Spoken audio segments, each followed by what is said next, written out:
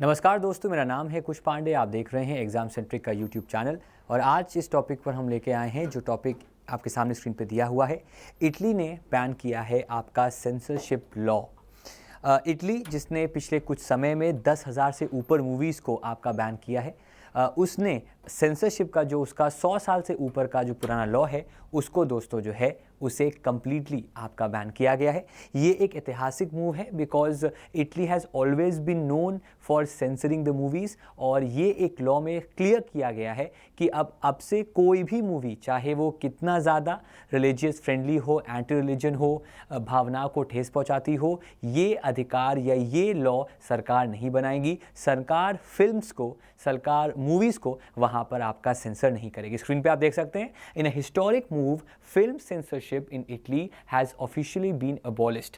इसका क्लियर मतलब है कि वहाँ पर ऐसा कोई भी लेजिस्लेशन जो कि किसी मूवी को बैन करता है, सेंसर करता है, जो कि 1913 से आपका वहाँ पर था, उसे अब दोस्तों हटा दिया गया है। कई बड़ी ऐतिहासिक, बड़ी लेजेंडरी मूवीज़ इटली से, लास्ट टैंगो इन पेरिस या फिर 120 days of Sodom, in movies को बैन किया गया था, पर अब ऐसा सेंसर वहाँ पर नहीं किया गया है। जैसा मैंने बताया आपको 10,000 फिल्म्स बैन हो चुकी थी वहाँ पर। उनमें से 130 हॉलीवुड मूवीज़ थी। उनमें से ये बहुत ही एक फेमस मूवी है मार्लन ब्रांडो की लास्ट टैंगो इन पेरिस, इसको भी बैन किया गया था। According to the government sources clear किया गया है कि अब the condition or the power of categorizing a movie will lie with the director of the movie। Director या जो फिल्म मेकर्स हैं वो डिसाइड करेंगे कि ये मूवी किस व्यूअर्स के लिए, किस एज ग्रुप ऑफ व्यूअर्स के लिए आपकी एलिजिबल है, ना कि सरकार आपका ये डिसाइड करेगी। तो ये बड़ा ही एक इट्स समथिंग जो बड़ा अलग है बाकी देशों से, बिकॉज बाकी देशों में पिछले कुछ सालों में या काफ़ी सालों से लगातार सेंसरशिप को आपका फोकस किया जा रहा है।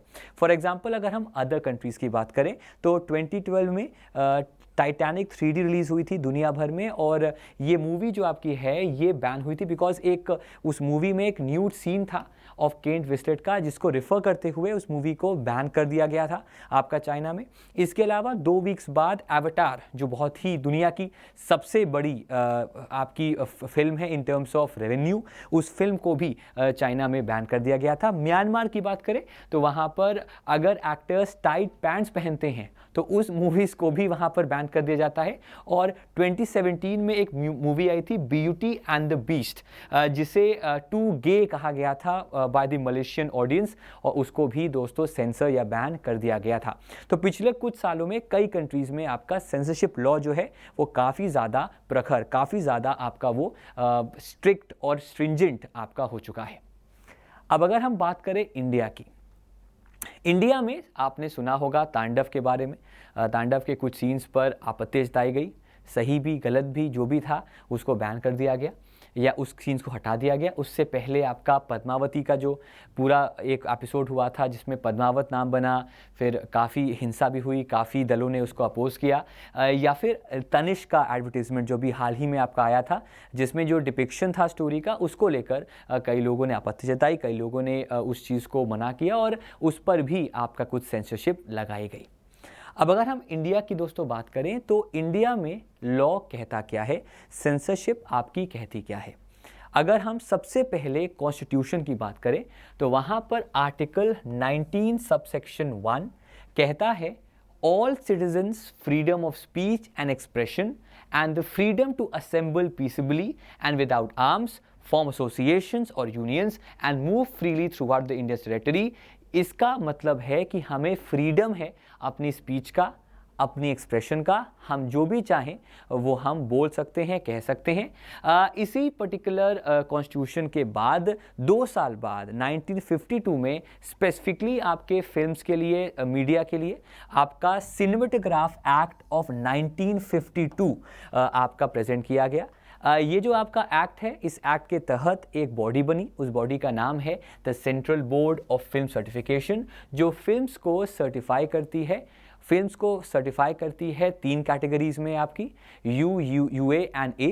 उन कैटेगरीज के हिसाब से वो मूवी आप जो एज ग्रुप है वो उस मूवी को देख सकता है। अगर कोई ऐसी मूवी है जो national integrity, national sovereignty, national fabric के अगेंस्ट है तो उस मूवी को बैन करने के लिए भी ये आपका सजेशन दोस्तों देती है।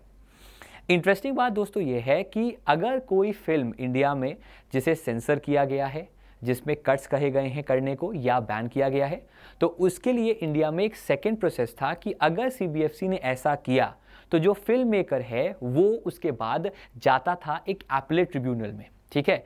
और ये जो एपलेट ट्रिब्यूनल है, ये ट्रिब्यूनल आपका, उसका नाम था आपका दी फिल्म सर्टिफिकेशन एपलेट ट्रिब्यूनल, जिसमें जाकर वो अपील करता और उस अपील पर डिस्कशन होता। बेस्ड ऑन दैट आपका फिल्म को जो कट्स हुए हैं उसको हटाए जाते या उन कट्स को कंटिन्यू किया जाता। पर लेटेस्ट अपडेट ये है दोस्तों कि ये जो आपकी ट्रिब्यूनल है इसे अबॉलिश कर दिया गया है और इसकी जगह अब अगर किसी फिल्म मेकर को CBFC द्वारा दिए गए कट्स, CBFC दिए गए सर्टिफिकेशन को लेकर आपत्ति है, कोई ऑपोजिशन है, तो वो कहाँ जाएगा? वो हाई कोर्ट जाएगा जहाँ पर वो बातचीत कर सकता है। इसके लिए 2 सेक्शंस बड़े इंपॉर्टेंट हैं। एक है आपका सेक्शन 5B जो कि ऐसी कोई भी फिल्म, ऐसी कोई भी मीडिया या कोई भी ऐसा डॉक्यूमेंट्री, कोई भी ऐसी चलचित्र जो अगेंस्ट है the sovereignty and the integrity of the country, उसको लेकर या फिर किसी उस मूवी से हमारे रिलेशंस में असर पड़ेगा किसी फ्रेंडली स्टेट से, या उससे डिफेमेशन हुआ है या कंटेम्प्ट ऑफ कोर्ट हुआ है, उस मूवी को सर्टिफिकेट आपका डिनाई भी किया जा सकता है। तो सेक्शन 5B और सेक्शन 5D जिससे कि आपका ये CF80 बना था, ये दोनों सेक्शंस बड़े इंपॉर्टेंट है, जिसमें 5B तो रिमेन करेगा पर सेक्शन 5D को under this particular tribunal abolish आपका कर दिया गया है। तो गाइस, ऐसे वीडियोस को लगातार मैं बनाते रहूँगा। अगर आपको वीडियो पसंद आया, वीडियो को लाइक करिएगा, वीडियो को स्पेशली शेयर कीजिएगा और ऐसे ही वीडियोस को हम लगातार लाते रहेंगे। Thank you so much guys, bye bye guys and take care. Thank you so much.